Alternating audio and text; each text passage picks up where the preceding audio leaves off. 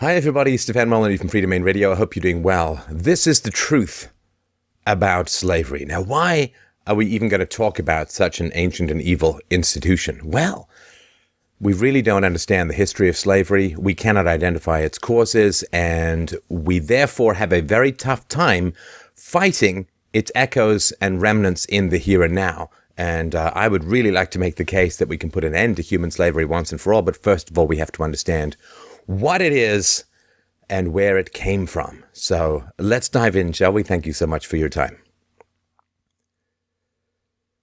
So the history of slavery. Slavery is an ancient institution common to all cultures throughout history up until the 19th century, and in many places into the 20th and 21st century. How did you become a slave? Well, you became an insolvent debtor, ran out of money. You were sold into slavery by your parents, or you were born to slave parents a lot of times, or you were captured through kidnapping by slave raiders and pirates, particularly the Barbaric coast.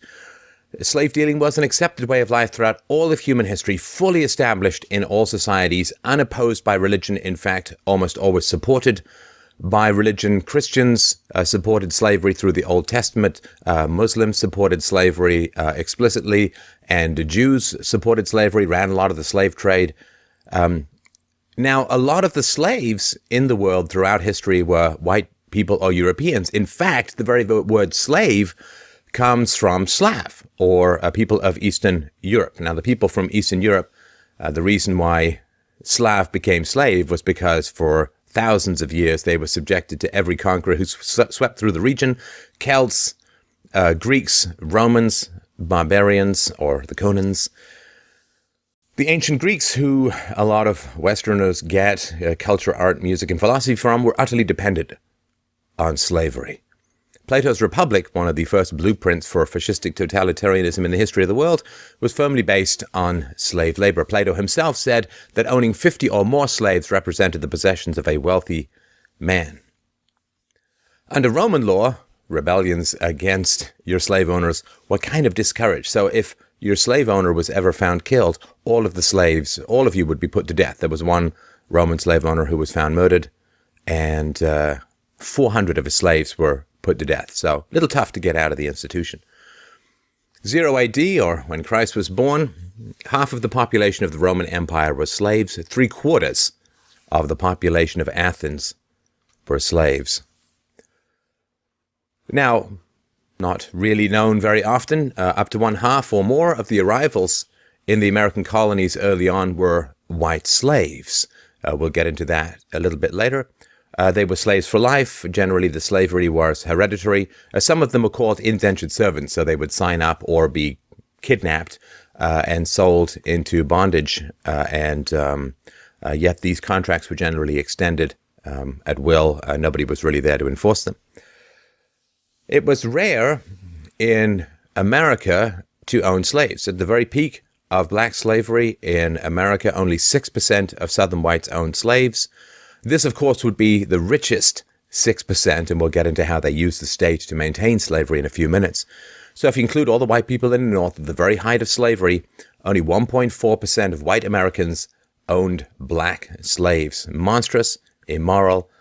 That was the truly evil 1% of the day. Slavery was, of course, indigenous to African and Arab countries before it made its way to Europe. Slavery was widely practiced by the tribes of American Indians long before Columbus came to the New World. Ethiopia had slavery until 1942, Saudi Arabia until 1962, Peru until 68, India until 76, and Mauritania until 1980. Also coming a tad late to the anti-slavery party was the Catholic Church, because certain passages in the Old Testament sanctioned slavery. The New Testament didn't give any clear teachings to abolish it. In 1965, the Second Vatican Council declared without qualification that slavery was an infamy that dishonored the Creator and was a poison in society. To be fair, Christians, theologians mostly followed St. Augustine in arguing that slaves should be treated well, and they did discourage the owning of Christian slaves. Blacks owned slaves, even in America. According to the United States Census of 1830, in just the one town of Charleston, South Carolina, 407 black Americans owned slaves themselves. One study has concluded that 28% of free blacks owned slaves, which is far higher than the free whites who owned slaves. It was a lot of a class thing. I mean, the rich whites would own slaves. The poor whites hated slavery and hated the institution for a variety of reasons we'll get into, not least of which was the fact that it drove down the price of labor to the point where they found it almost impossible to compete. Now, what are some of the myths? Well, slavery is often portrayed as a free market phenomenon that had to be ended by governments.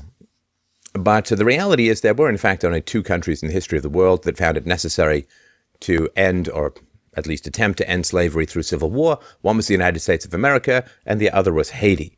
Of course, the Civil War, as we'll get to in the next presentation, the truth about Abraham Lincoln, didn't really have anything to do with slavery, but had more economic motives. So slavery was a worldwide phenomenon that existed from prehistory until the 18th and 19th centuries, when Western powers, in particular England, ended it as a moral crusade. Now, why were so many Africans enslaved? Well, one of the reasons was because the African rulers within Africa, particularly in southern Middle Africa, were endlessly warring against each other, civil wars and so on. They would capture slaves, they would bring them to the seaports where the Europeans and the Arabs would pick them up. Some Arabs went inland.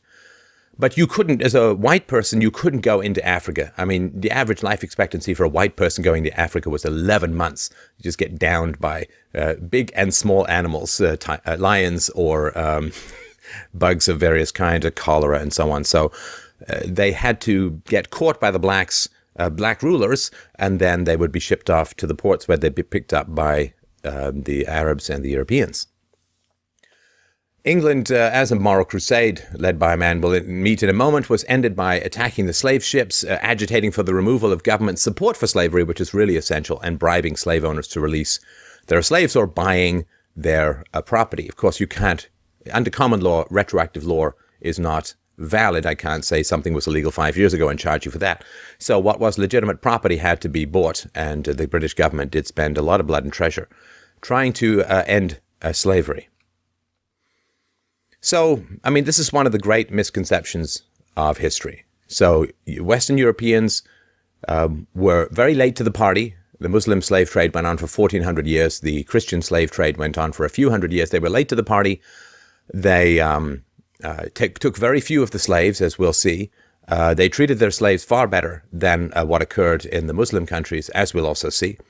So Europeans ended up fighting against slavery. Europeans ended slavery, and therefore you only ever hear Europeans being blamed for slavery. This is horribly unjust. Look, if we want to move the moral standard of mankind further up, which I think we all want to do, let's stop attacking everyone who shows the first sign of conscience and better behavior in the world and only ascribe the blame to them. Let's not look at European guilt as a mineable resource which you can squeeze with state power to produce the diamonds of fiscal transfers.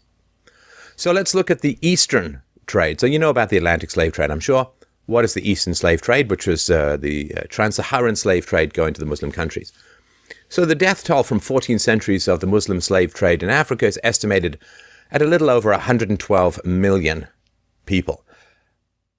And remember, this is a time when the world was quite a bit less populated, which had a lot to do with the Muslim slave trade and its excellence at depopulating and disassembling human beings. Historian Robert Davis estimates North African Muslim pirates abducted and enslaved more than 1 million Europeans between 1530 and 1780. 500,000 black African slaves ended up in North America.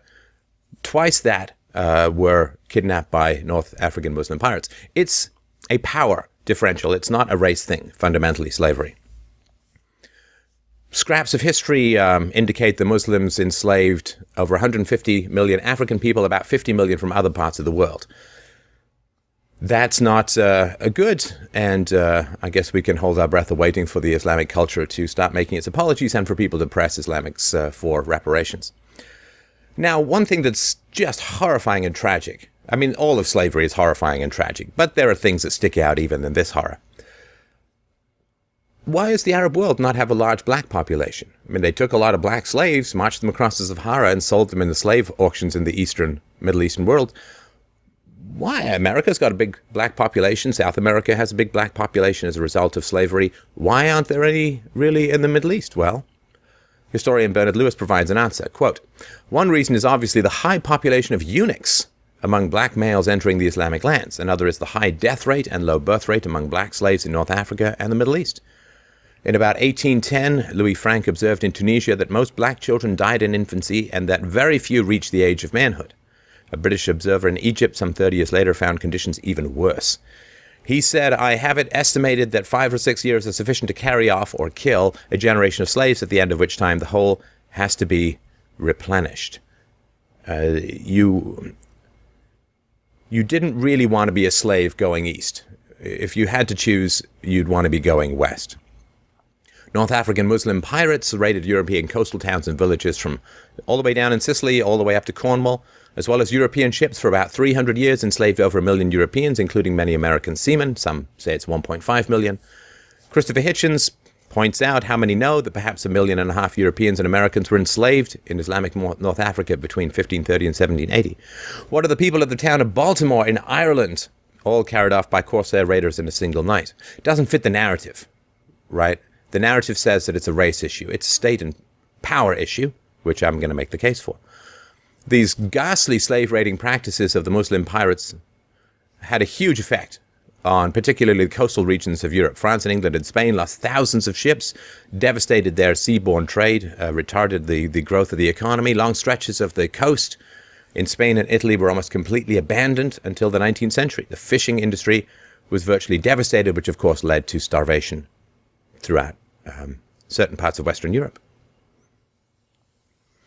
Well, Christians did come, tragically, to the party. Islam dominated the slave trade from the 7th to the 15th century, but between 1519 and 1815, Europe also joined in the trade in human flesh. Interestingly enough, it was the European nations who had suffered most at the hands of the Muslim slave raiders and under centuries of Muslim military occupation, such as Spain and Portugal, who dominated the European slave trade.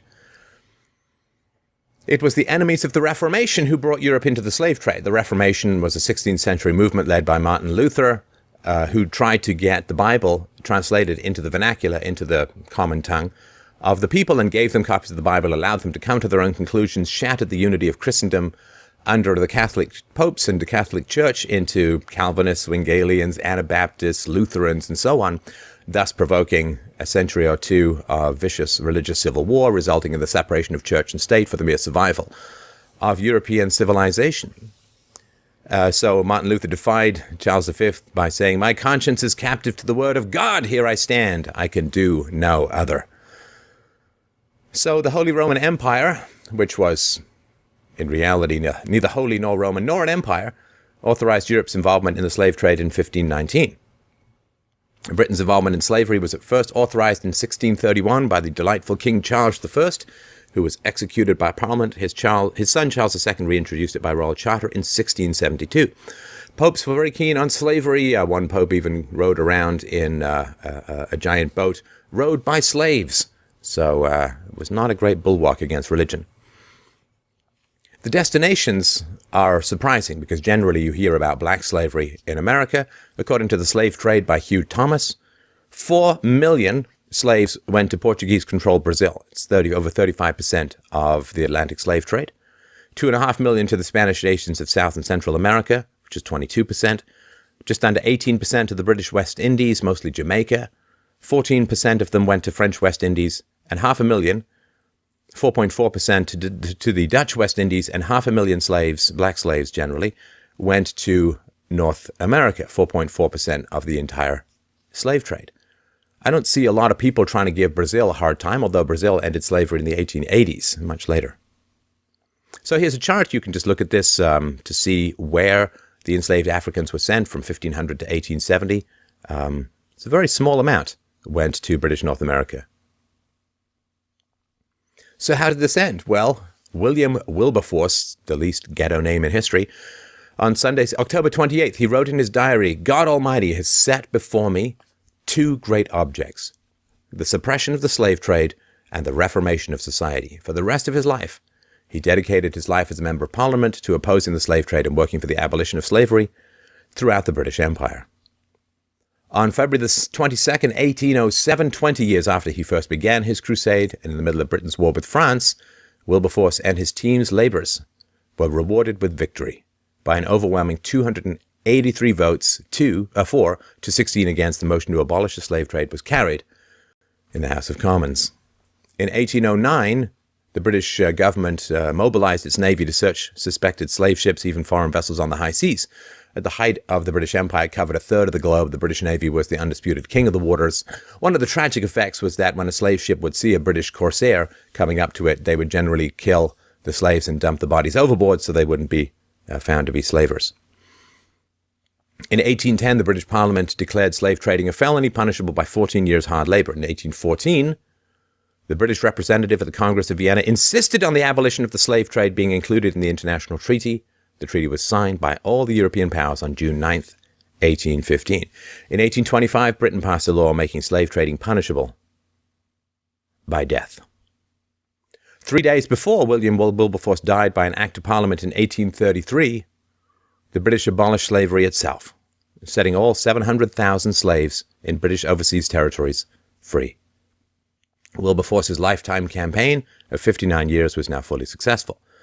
He said, shortly before he died, "Thank God that I've witnessed the day in which England is willing to give £20 million for the abolition of slavery." A moral hero of mankind. Did you ever hear his name? Of course not. Does not fit the narrative and does not serve the powers that be, which we will get to. Now, one of the great tragedies of ending the Atlantic slave trade wasn't like the number of slaves captured in Africa or other places diminished. They just they took more of the slaves from Africa and sent them over the Sahara. Missionary explorer David Livingstone wrote graphic descriptions of the ravages of the East African slave trade. He wrote this: 2 of the women had been shot the day before for attempting to untie their thongs. That would be these arm thongs, not the butt floss bikini thongs. One woman had her infant's brains knocked out because she could not carry her load and it. And a man was dispatched, i.e. killed, with an axe because he had broken down with fatigue.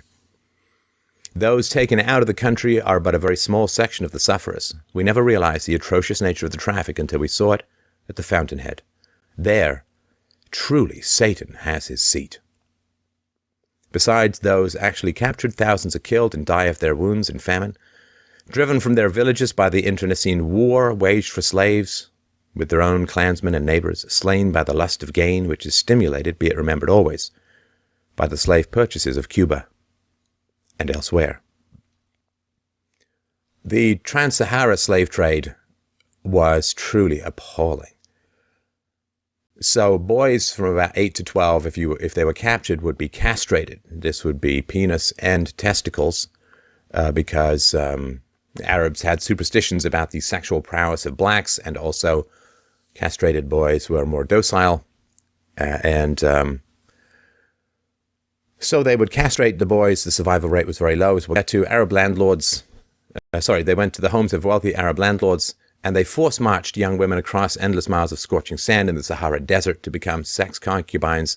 Most of the women died in transit. So castration, murderous castration, obviously without anesthetic or any other kind of medical procedures or protection against infection, and the forced marching of women across the desert for the rape rooms of the eastern lands was unbelievably brutal and far worse statistically than what happened in the Atlantic slave trade. So eunuchs, again, the penises and scrotum of 8 to 12-year-old African boys. The survival rate from this process of castration ranged from 1 in 10 to 1 in 30. And so it's impossible to estimate. Hundreds of thousands, probably millions of young boys bled to death during this ghastly procedure. And in diminishing or eliminating the Atlantic slave trade, more boys went that direction rather than to the relatively safer lands in North and South America. So the reason why I say if you're going to be captured, then you want to go west, not east, is that if you look at this graph here, this is 1650 to 1750. The rise of the U.S. slave population is enormous. When you were a woman in the Muslim countries, if you had a baby, as a result, of course, of being raped in these concubines, if you had a baby, the baby would be murdered, generally. So the men were castrated and the women's babies were murdered, which is why there aren't a lot of blacks in Islamic countries these days, despite such a rampant history of 14 centuries of slavery. But early you can see that the U.S. slave population is increasing. Slaves could marry and were encouraged to have children and so on. And although the U.S. Congress outlawed the African slave trade in 1808, the domestic trade flourished. Slave population in the U.S. nearly tripled over the next 50 years. It doesn't make slavery immoral, of course, a completely evil institution, but it makes it much more survivable in the Americas. Now, the confusion of slavery with the free market is truly tragic, because then we think that it was free trade that produced slavery, and it required 600,000 odd dead Americans in the Civil War to end it. This, of course, is not the case. Generally, all governments had to do was stop catching the slaves and returning them to their masters. I mean, you think about it. You got a plantation, you got a bunch of slaves, they just walk off. How are you going to catch them? Where are you going to find them? You can't possibly do that. The government has to go and catch them for you, the taxes and labor of which are paid generally by others. So there are two state statutes that reduced the private costs of slavery. They were largely ignored, and this made slavery look a lot more efficient. We'll get into them. So it's slave patrols and bans on the freeing of slaves from manumission, which we will get to in a little bit more detail. It's worth understanding just so we can really get how little slavery was economically efficient. And of course, those who had bought slaves tended to resist the introduction of labor-saving devices, and this prevented industrialization. This prevented farm machinery from coming into being. And of course, the more productive slaves were, to the degree that they were productive, simply meant that you had to pay more to buy them, and therefore eliminating a lot of the gains. So also, states prevented immigration of free blacks, and if you were freed through some miracle, you had to leave the state. You restricted movements and rights and so on, which meant that basically most of the blacks in a given state would be slaves, which made them a lot easier to identify and to capture. So forced slave patrol. So the patrol statutes in the South required all white males to participate in slave patrol duty. So the counties established these regular patrols. The counties placed responsibility for organizing these patrols on local judges and constables, and they appointed these patrol leaders that rotated in and out, responsible for organizing and reporting on the activities of their patrols. Now, if you didn't participate in these patrols or carry out organizing responsibilities, you got a series of escalating fines, which would end up with you going to debtor's prison and possibly being sold off as a slave. So to prevent slaves from escaping, these drafted poor whites were responsible for patrolling the rolls at night, monitoring the movement of blacks, checking their passes, inspecting slave residences. Pretty scary for the blacks. A lot of these guys weren't big fans of this whole thing and took it out on the blacks, which was wretched and tragic. And you didn't even get paid. All you could get paid was maybe you get a little reward if you catch a runaway slave. So this is a way in which, remember, it's the rich who use the power of the state to screw the middle class and the poor. I mean, we see this right now going on with the bank bailouts. I mean, how much money did you get? How much money did you have to pay? If you're not in the 1%, at the top of the financial food chain, you don't get crap. Well, you get crap and debt. And, can we really be said to have ended forced indenture when children are born hundreds of thousands of dollars in debt because of the spending of the state to buy votes? I would argue no. So it was tragic. The costs of capturing of patrolling for and capturing the slaves were borne by the people who were forced to do it, not the people who owned the slaves. So this is really important. If the trend of freeing slaves had been allowed to continue, slavery would have ended before the Civil War peacefully. It's a strong claim to make. Let me give you the numbers behind it. So you couldn't free your slaves. Well, originally you could, but too many slaves were being freed, which made it harder to catch the ones who ran away. So you couldn't buy your freedom anymore. You couldn't be granted freedom, and you couldn't be given your freedom even in a last will and testament. And therefore, there was not much freeing or manumission of slaves, not because people didn't want to do it, but because it became illegal. So if the government had not banned the freeing of slaves, more slaves would have been freed. There would have been more competition for labor. Labor would have begun to displace slavery in terms of efficiency and so on. And more slaves would then have been freed. So as states enacted statutes against manumission and immigration and required slave patrols, the growth of the free black population decreased, and it fell below the rate of growth in the slave population and was reduced to a trickle in the decade prior to the Civil War. However, if the free black population in the South Atlantic states had grown at the same rate between 1800 and 1860 as it did between 1790 and 1800, every slave in the South Atlantic states would have been freed twice. By 1860, the equivalent of virtually every slave in the country. So they were being freed. The government stepped in and stopped it to serve the interests of the wealthy plantation owners, the couple of percent of people who had the ear of the government, as they do now, and use it to shaft everyone else. But even if you did the slower rate of growth between 1790 and 1810, which was 88% growth in freeing of slaves, every slave in the region would have been freed only 1.5 times, which I guess is still pretty good. Let's talk a little bit about white slavery. The Irish slave trade. Oh, my lovely ancestors from Ireland who came across with William the Conqueror in 1066, I'm sure were very, very effective at slaughtering and covering themselves with blue and red of disassembled local Britons. Very good ancient murderers, my relatives, my ancestors, which meant that they got lots of land as a result for being very good at killing people, which is really the foundation of the aristocracy. All money with royalty on it is blood money. And the Irish slave trade began when James II sold 30,000 Irish prisoners as slaves to the New World. His proclamation of 1625 required Irish political prisoners to be sent overseas and sold to English settlers in the West Indies. By the mid-1600s, the Irish were the main slaves sold to Antigua and Montserrat. At that time, 70% of the total population of Montserrat were Irish slaves. Now, I mean, I'm half Irish and half German.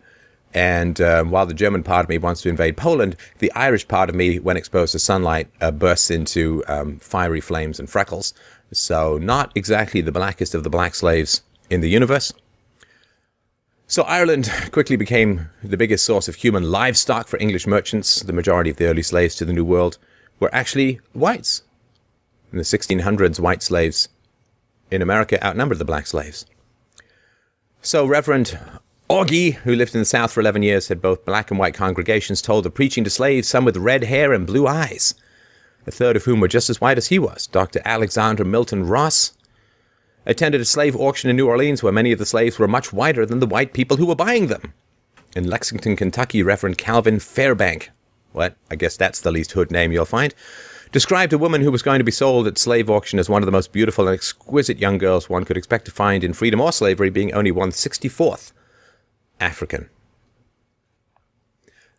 In 1855, Frederick Law Olmsted, the landscape architect who designed New York Central Park, was in Alabama on a pleasure trip and saw bales of cotton being thrown from a considerable height into a cargo ship's hold.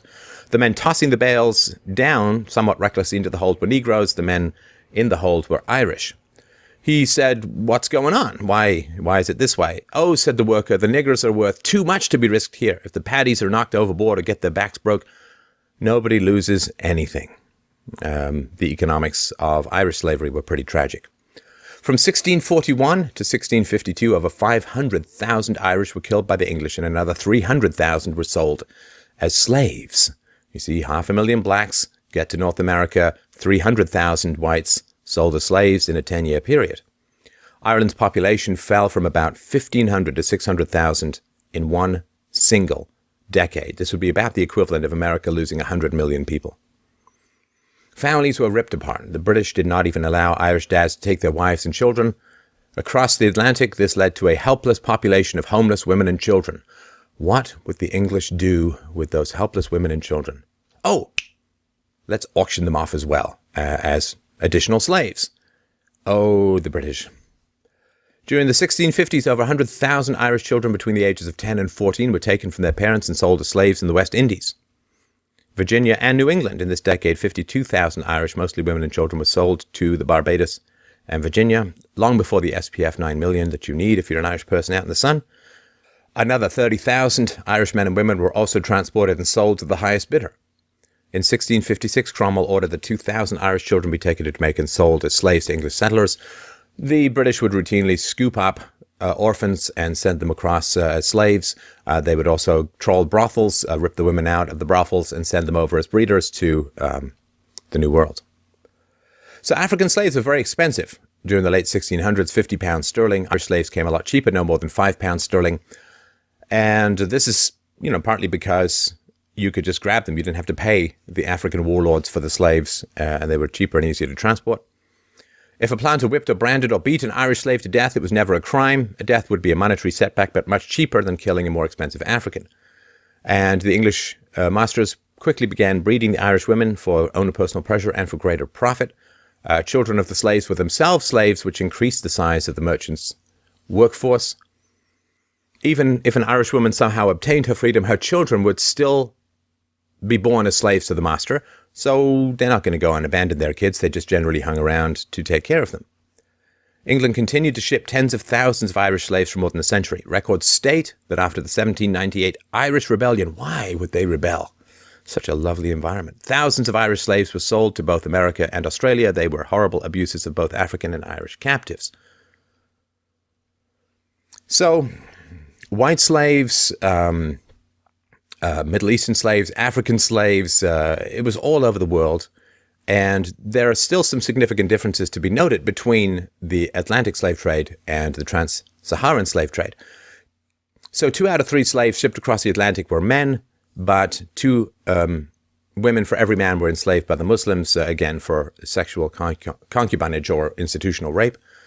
The mortality rate for slaves being transported across the Atlantic was as high as 10%, but the percentage of slaves dying in transit on the Trans-Saharan and East African slave trade was between 80 and 90%, which is why I say if you're going to get caught, you want to go east, not west. So almost all the slaves shipped across the Atlantic were for agricultural work. The ones that went east were for sexual exploitation in harems and for military service. So many children were born to slaves in the Americas. So your marriage wasn't legally recognized, but you could get married and have kids. Millions of their descendants are citizens in Brazil and the USA. But there are very few descendants of the slaves that ended up in the Middle East. One of the great genocidal, murderous, barbaric, vicious tragedies of human history, generally unacknowledged. So, again, as we mentioned, you get married in the Americas, North and South America. In the Middle East, you were generally castrated as a male, and your babies were murdered if you were female. So, the Atlantic slave trade was not the result of market forces. It was not a free market. It was developed under the power of the state. We've already talked about how the state used the power of law to socialize or to offset the cost of capturing and returning slaves, and did not allow slave owners to free their slaves. So, of course, slavery existed in the tribal African societies, which was the source of slaves. Europeans could not go into Africa and catch slaves. They would just catch disease and die. This was not a market force that was going on. It was not free trade and private ownership that was going on in the tribal African societies. The slave trade as a whole was not founded by private firms. It was established by the colonial powers, which instituted monopolies to exploit the indigenous population. So the Dutch West India Company was chartered in 1621. The Royal Company of Adventurers for the Importation of Negroes was formed in 1662. These were not private corporations or companies of any kind. They were governmental military structures which gave a monopoly on the slave trade, subsidized it, and in return for great profits. Think of it as the military-industrial complex of its time. So they were very efficient in generating slaves, revenues, and domestic influence. So there is a statement that said, Negroes, therefore, were stolen in Africa to work land stolen from the Indians, but this was always and forever a government involvement. When governments gave up the practice of catching and returning slaves, slavery collapsed. So,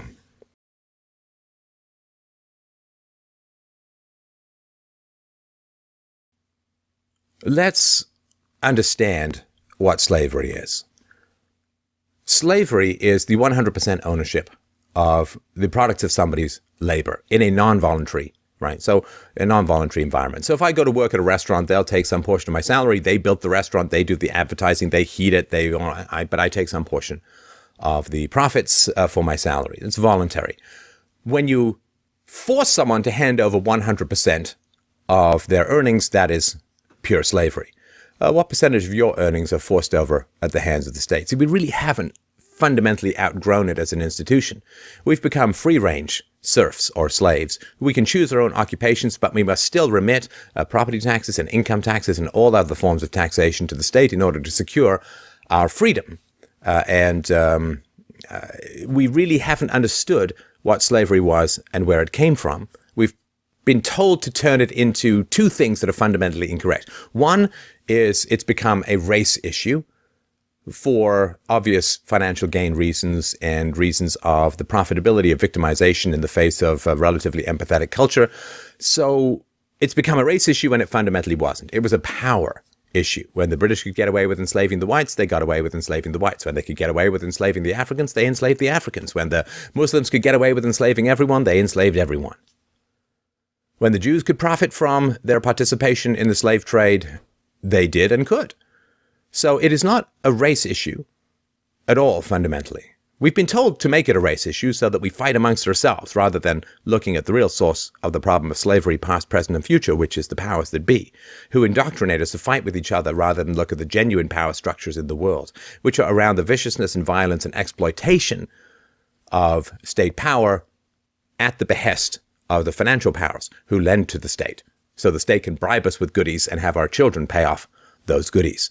So we've made the mistake of thinking that slavery is foundationally about race, so that we can fight each other as races rather than recognize that we are brothers and sisters in the tax farms called countries run by governments. And we've also thought that it has something to do with the free market. So we think that our enemies are racial and our enemy is the free market. Well, it is not a race-based institution, and it was the complete opposite of the free market. It was a central, fascistically controlled pseudo-market. It's called capitalism, crony capitalism, where you use the power of the state to benefit financial interests. That's not the free market at all. Forcing people to go and catch slaves, that's not the free market. Forcing people to not do what they want with their own property. If slaves are property, you should be able to set them free, right? But banning people from setting their slaves free is not treating slaves even as property, as it should have been at the time under the law. Because that would have been a way of peacefully ending slavery by making slavery diminish out of the guilty generosity of the slave owners, particularly on their deathbeds when they would set slaves free. So it is completely wretched for us to misunderstand what slavery was, who the cause was, financial interests, using the power of the state to exploit the resources. Now, the resources are money, the resources are the environment. In the past, the resources included human beings. But the idea that one race is guilty of slavery and owes reparations is like saying you and I owe reparations for the bailouts that were handed to the bankers, to the banksters. Of course not. We didn't like them, those bailouts. We would have resisted them if we could, but the money is taken from us at gunpoint. Well, the facilitation of slavery, the violent power of the state which made slavery possible and sustained its continuance, was imposed upon both whites and blacks and mulattoes and Chinese and Irish and you name it. It was imposed upon them against their will. Just as the national debt is imposed upon your children against their will. Just as bank bailouts are imposed on you against your will. All we should do is band together to recognize the great owners of mankind are the political and financial and military powers of the world. When we see that, when we see the slavery in a diminished way that continues, well then we have a chance at real freedom.